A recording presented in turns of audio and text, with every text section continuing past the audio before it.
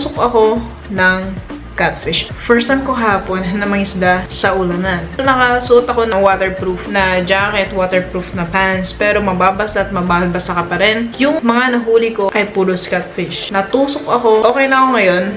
Pero kahapon to nangyari. Ito yung tusok ng catfish. Ito yung picture niya.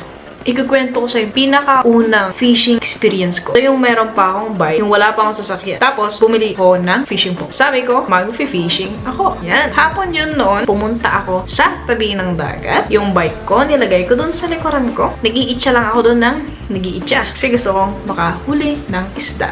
Kaso nga lang, sa 1 oras, 2 oras, 3 oras ko doon, wala akong nakuhang isda. Bad trip na bad trip ako, walang patience. Tumalikod ako, aalis na ako. Sabi ko, maybe next time.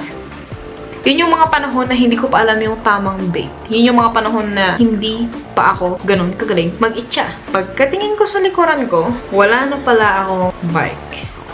May nagnakaw sa bike ko. Kaya nga naman, yung pinaka first time kong mag-isda. Wala akong nahuli, tapos nanakaw pa yung bike ko. At alam mo ba kung ilang taon ang hinintay ko bago ulit ako nangisda? Dahil sa napaka-bad ng experience ko na yun, 2 years. 2 years yung hinintay ko bago ulit ako bumalik sa labas para mangisda. At ang lesson ko dito, it took me a while na maisip na dapat pala nag-move on na lang ako agad-agad sa buhay ko. Maybe ngayong 2023 na to, ang dami-dami ko na sigurong nahuli. Only if hindi ako dun post na give up. Ganun. Kaya ang lesson learned natin dito, kung ano man yung nakaka-bad trip o nakakainis na ibibigay sa atin, today, tulog na lang natin yan at bukas, gawin ulit natin.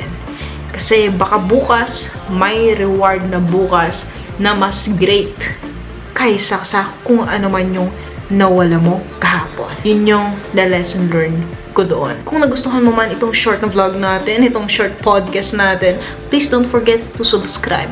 At ang aking ipapangako sa iyo ay mas pagbubutihan at pagbubutihan ko pa na maggawa ng content. Gumawa ng content. Maraming salamat sa iyong panonood.